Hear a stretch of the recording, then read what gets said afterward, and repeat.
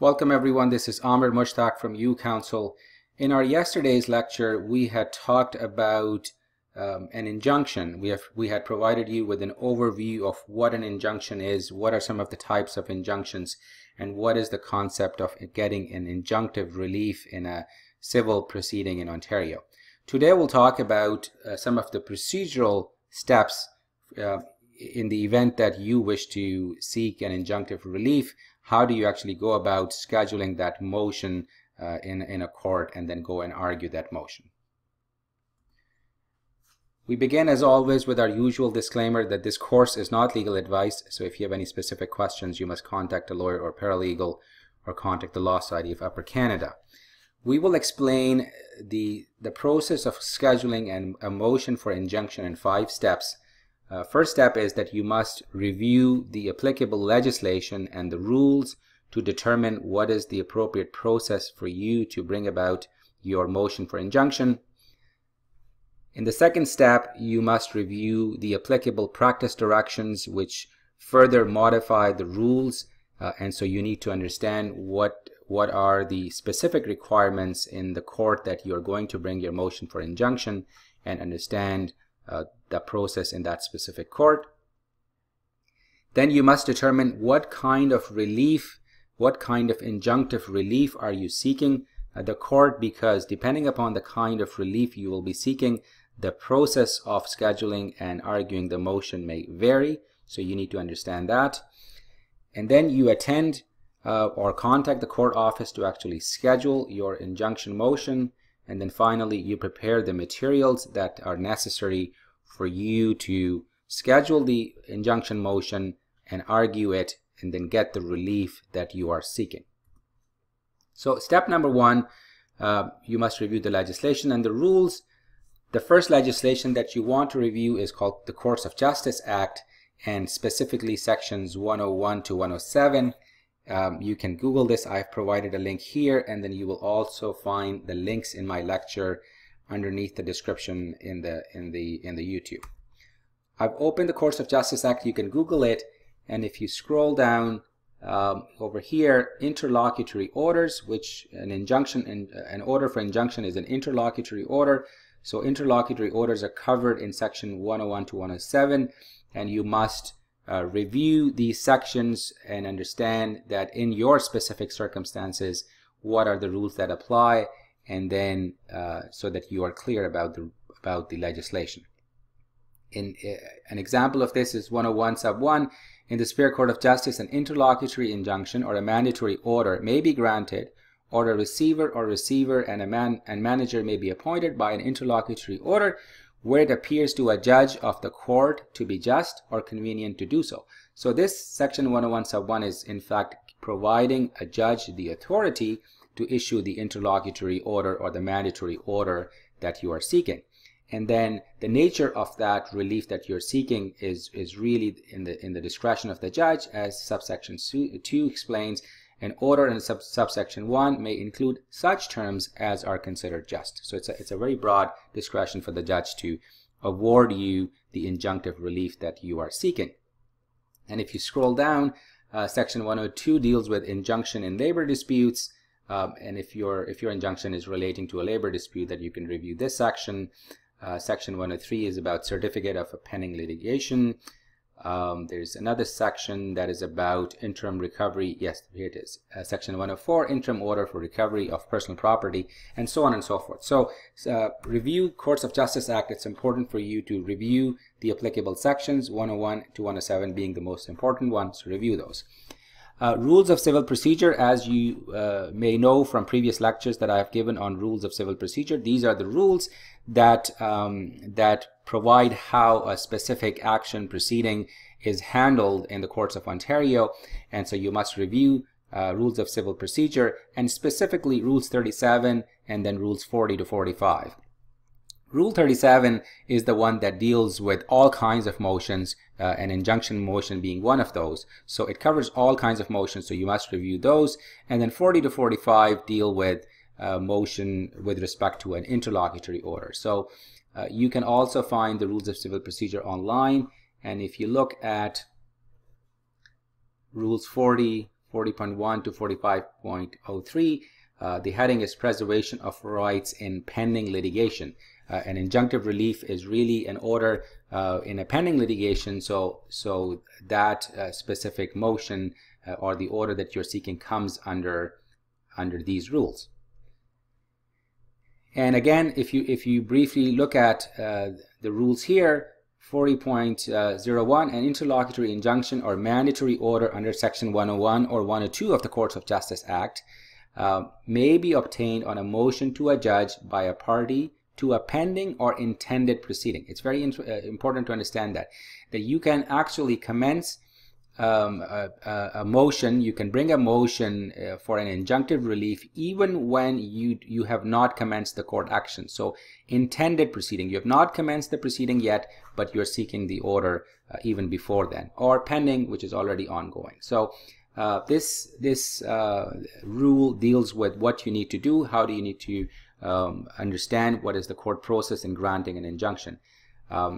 Another one that you want to keep in mind is 40.02 sub 1. An interlocutory injunction or a mandatory order may be granted on motion without notice for a period not exceeding 10 days. And if you have reviewed my lecture on injunction, you will understand that what is the concept of an interlocutory injunction, and I had mentioned that you can actually bring it on with or without notice, but if you bring on a without notice basis, the time period for which it is granted is really short. So the rule specifies that it cannot be for more than 10 days. So you got to review these rules to make sure that you understand them, and then you want to review any other legislation that may apply to your specific case, so that if there's anything else that legislation specifies, you're following that with respect to the scheduling and attendance of your motion. Step number 2, review practice directions. I have a separate lecture on practice directions. It will be a good idea for you to review it if you haven't already. But practice directions are essentially further modifications or fine-tuning of the rules that we just talked about, the rules of civil procedure, and those practice directions may vary from court to court. So what you must do is you should review practice directions province-wide, so that the practice directions that apply across the province of Ontario, you understand those, and once you Google this, you will get practice directions for Ontario province-wide. They're available online. And then you must review practice directions that are regional, because what may be the court's process in Newmarket Court may not be the same process in Toronto Court. So you must review the specific practice direction for the region in which you are bringing your motion. I've given the link here for Toronto practice directions, and but other practice directions are also available. I think in my previous lectures I've shown you what these practice directions look like, but this is essentially the practice direction for Toronto region. It deals with civil actions, applications, motions, and procedural matters. And you can review, it's not a very lengthy document, but it is important for you, because if you don't follow those practice directions, then you may have a difficulty in getting your motion heard. Step number 3, determine the type of relief. And in my previous lecture, as I had indicated, that there are generally 4 kinds of injunctive relief that you're seeking: interim, interlocutory, permanent, and mandatory. And I'm not going to discuss that here today. But what's important for you to understand is that depending upon the kind of relief that you are seeking, your process may be different. So for an interim injunctive relief on a without notice basis, as I just read you the rule, it can't be granted for more than 10 days. And interlocutory is not much different than interim, except that the time period for granting the relief may be longer. So review the other lecture if you're not clear, but once you determine the kind of relief that you are seeking, your process may be different. So it's important for you to figure that out. Then you contact or attend the court office to schedule a date and time for the motion. How do you do that is varies from a court to court. So I've given you an example of Toronto. In Toronto, the process is you contact the court office. Ideally, you actually show up at 393 University on the 10th floor where the staff is available. Get your ticket, line up, go to the motion scheduling clerk, and then request that you need to bring an urgent motion, a motion for injunction. And then the process in Toronto, if you have read the practice directions by now, you will know that you can only get your injunction motion heard if you attend a CPC session, Civil Practice Court session. And I have a separate lecture on CPC if you're not clear what that is, and kindly review that. So you attend CPC. So what are the steps? You actually line up, you go to the motion scheduling clerk and you say, I have an urgent motion to bring, and I need to see a judge today, tomorrow, what time. So depending upon the urgency of your case, the clerk will direct you accordingly. So if you need to see a judge that very day, it may be possible. There may be a judge on duty that day. If you need to see the judge, if your matter is so urgent that you need to see the judge within a few hours, then the motion scheduling clerk or the manager of the court may be able to arrange that.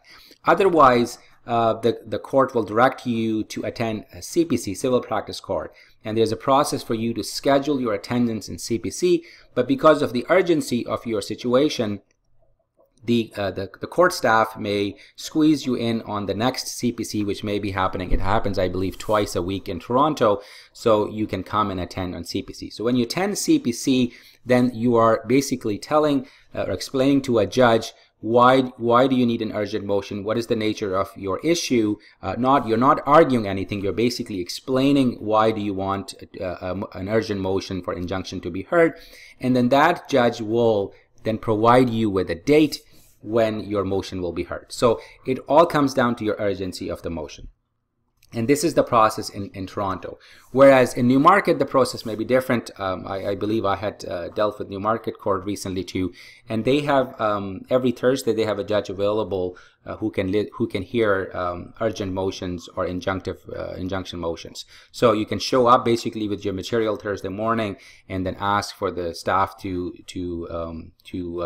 introduce you to one of the judges who will be there to deal with your matter. So every court office has a different mechanism, and I believe that Toronto has sort of the most availability in terms of dealing with these because of just the sheer volume of the disputes that come. So if you have read the rules, you know that you can commence a proceeding anywhere in Ontario. So if your matter is really urgent and you can't get hold of a judge in any other jurisdiction, you may want to come to Toronto and see if you can meet with a judge on duty and then have your injunction motion heard. And in terms of the procedures, when you are, let's say, in Toronto court, you cannot attend before a judge for an injunction motion, even on an urgent basis, without actually having a court file number, because the clerk has to put you in the system of the court and they have to issue your court file number. Because you have not commenced your court action, you have not issued a statement of claim, if that's your situation, you don't have a court file number. So what you have to do is you have to provide an undertaking to the court staff that you will commence your proceeding, whether it's an application or an action, forthwith, usually within 10 days. And that's pursuant to Rule 37.17 of the Rules of Civil Procedure. And only then the court staff will issue you a court file number, stating in their computer that it's an intended proceeding, and charge you the fee for the motion and schedule it. So the process may vary from court to court, so you must understand what the process is in your specific court. Once you have the date scheduled, then you go on and prepare your material.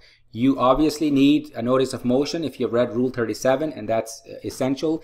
Whether you need to serve that motion or simply file with the court will depend upon whether your motion is on notice or without notice.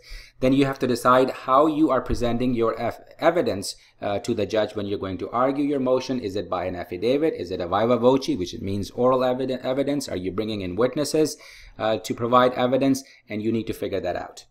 You have to decide or determine whether a factum is required. If it's a very urgent motion that needs to be dealt with the same day or something, you may not need to bring in a factum for the judge.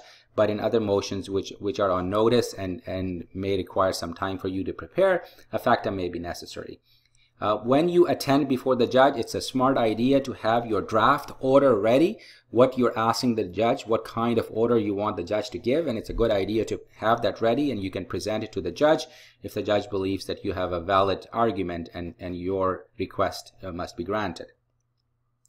You must also check whether you need to confirm your motion. If your motion has been scheduled further days down the line, then the practice direction and the rules may require that you confirm the motion 2 or 3 days, usually 3 days before the date that it is being heard. And if you don't confirm it, your motion is not heard. So it's an important step, and you want to make sure that in your specific case, do you need to confirm the motion or not. So the bottom line is that no matter how strong your case for injunction is, if you are not clear about the process of how do you go about scheduling that injunction motion and present your case before a judge, you will have huge problems. And oftentimes these rules are a bit complex. They vary from court to court, and so you must put in time and effort before you actually show up in the court and say that I want my motion to be heard. Understand the rules, understand the processes beforehand. I hope that gives you a practical understanding of the steps that you need to take in order for you to bring a motion for injunction. Please provide us with your feedback or any questions you may have, and we'll be happy to address those. Thank you for watching.